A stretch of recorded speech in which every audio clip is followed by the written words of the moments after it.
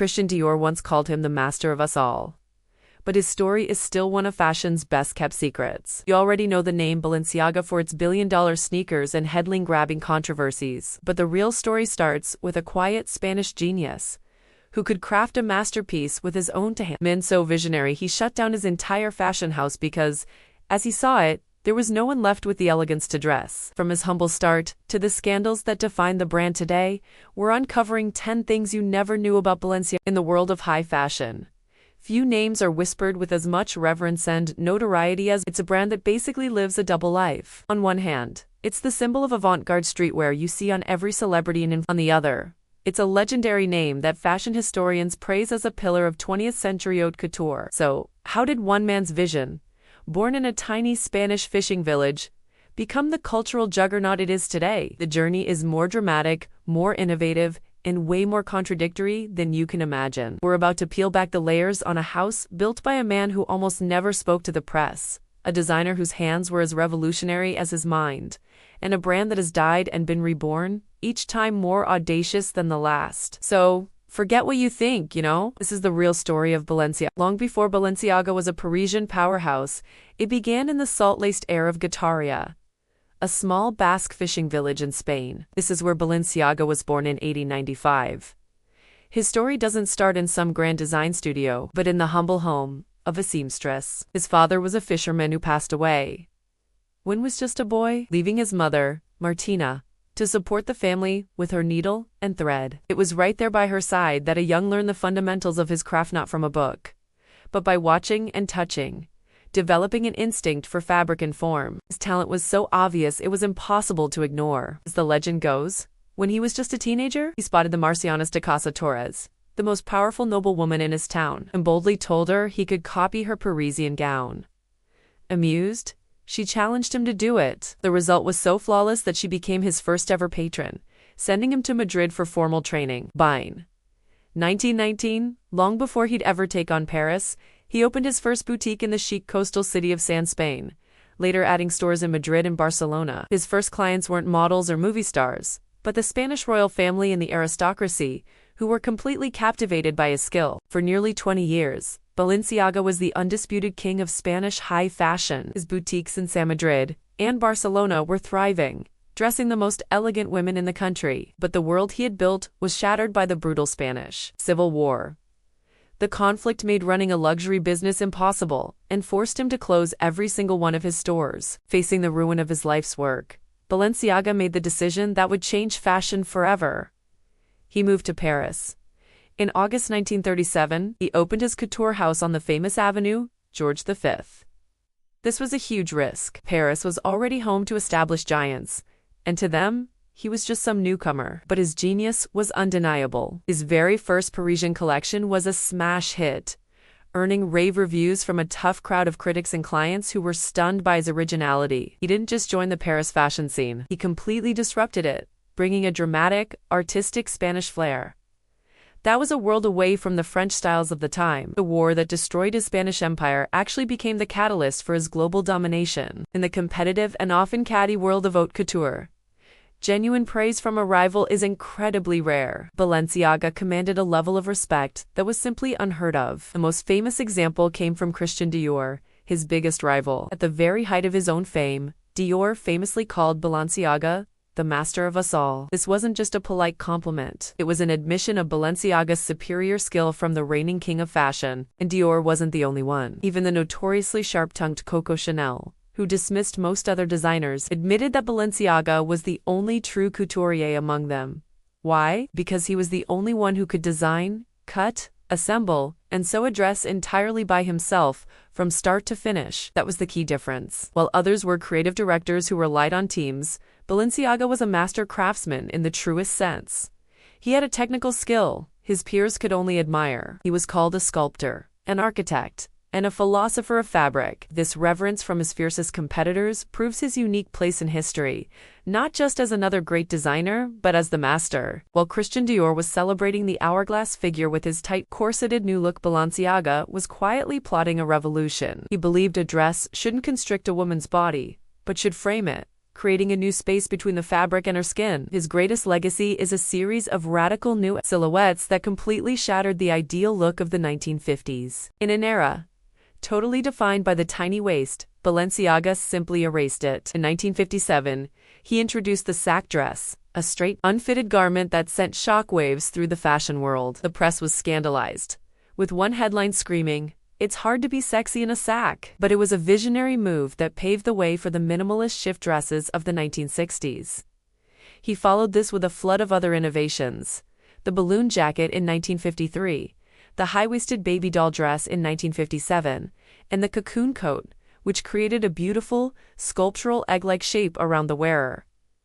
These weren't just clothes, they were architectural statements. He broadened shoulders, dropped waistlines, and created flowing shapes that gave women a new kind of freedom and a modern, abstract elegance. Balenciaga's architectural dreams for fashion would have been impossible without the right materials. His game-changing silhouettes needed fabrics with structure, body, and an almost magical ability to stand away from the skin. And when the perfect fabric didn't exist, he basically had it invented. His most important partnership was with the Swiss textile firm Gustave. Together, they developed a fabric that would become his signature gazar. Silk gazar was a marvel. It was lightweight and crisp, but stiff enough to be molded into the dramatic sculptural shapes he imagined. It's what allowed him to create those iconic collars that stood away from the collarbone and voluminous skirts that seemed to float. This fabric was the key that unlocked his most ambitious designs. It showed he was more than just a designer.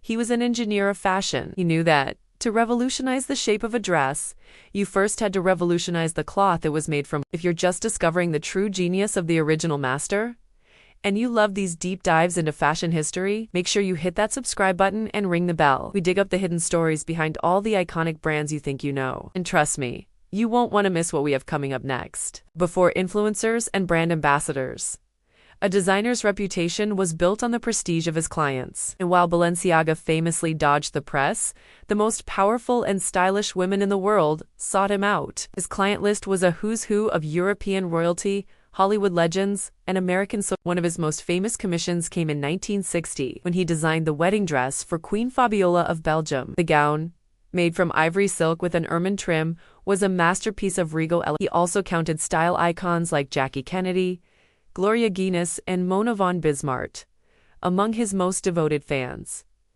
These women weren't just customers, they were almost collaborators in his vision. Mona von Bismarck, a wealthy American socialite, was so dedicated that when Balenciaga announced his retirement, she supposedly locked herself in her room for 3 days, mourning the loss of her favorite designer. To her, Balenciaga was the ultimate status symbol.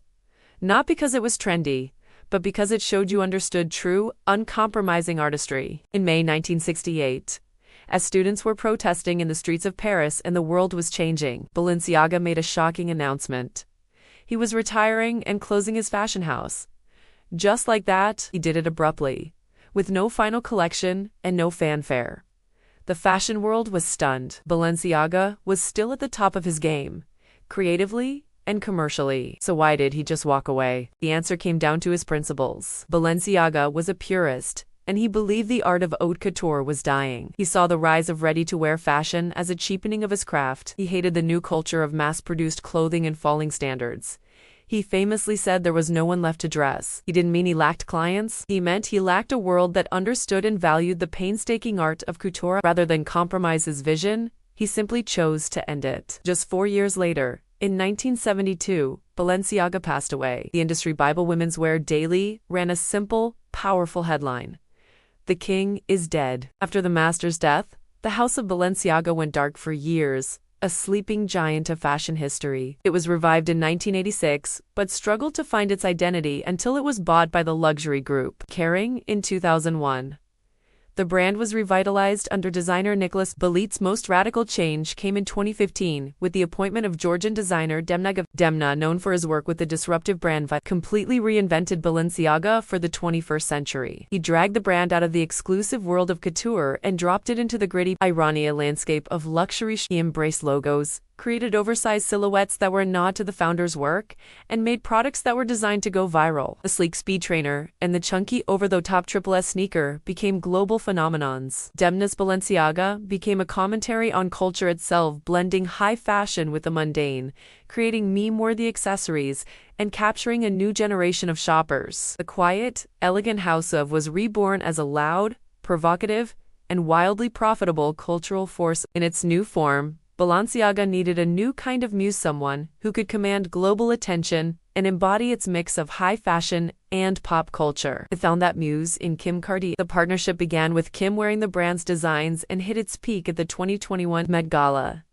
Kim showed up completely covered in a custom head-to-toe black Balenciaga outfit, where her famous silhouette was recognizable even without a face. It was a massive statement about fame, branding, and modern identity. From that moment on, Kim became the face of Demna's Balenciaga. She walked in the house's 51st couture show, starred in multiple ad campaigns, and consistently wore custom looks for major events. In January 2024, the relationship became official when Balenciaga announced Kim Kardashian as a brand ambassador. This partnership perfectly symbolized the brand's new strategy, using the world's biggest celebrity platforms to stay culturally dominant. It was a world away from private fittings with European royalty, but in its own way, just as powerful. The modern Balenciaga doesn't just flirt with controversy, it often seems to build its brand on it.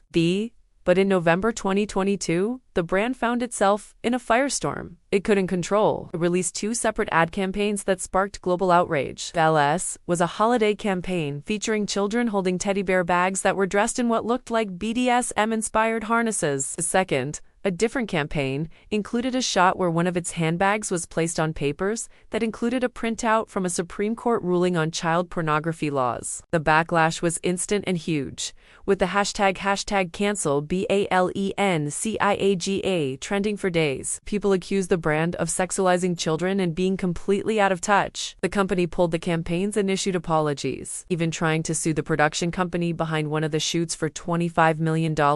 Before dropping the lawsuit, brand ambassador Kim Kardashian was forced to publicly reevaluate her relationship with the brand. While the scandal definitely hurt its reputation and sales, it also proved the strange paradox of the brand today. Even after being nearly cancelled, Balenciaga has bounced back, its cultural relevance seemingly unbreakable. This ability to survive and, maybe even feed on immense controversy, has become the defining feature of its modern era. From the quiet, meticulous hands of a Spanish master to the loud, chaotic, and viral world of modern luxury, the story of Balenciaga is a tale of two polar opposites. It's the story of a purist who believed elegance is elimination and sought perfection in silence. He was an architect of fabric who gave women new kinds of freedom and earned the ultimate respect from his rivals. And it's the story of Demna, a designer who uses fashion as a mirror to reflect our society's obsession with celebrity, irony, and provocation. The brand's journey from a legendary couture house that closed its doors in defiance of the modern world to a global streetwear giant that courts controversy is one of the most fascinating in all of fashion. It leaves us with the ultimate question: is the Balenciaga of today a brilliant evolution of its founder's disruptive spirit, or a total betrayal of his elegant vision? Maybe the answer is both. The one thing that has stayed the same, from the sack dress to the sock sneaker, has been its power to shake things up. The king may be dead, but his rebellious kingdom is more powerful than ever. So, what do you think? Is the modern Balenciaga a betrayal of its founder, or a brilliant evolution for our time? Let us know your thoughts in the comments below. And if you haven't already, don't forget to subscribe for more hidden stories from the world of fashion. Thanks for watching.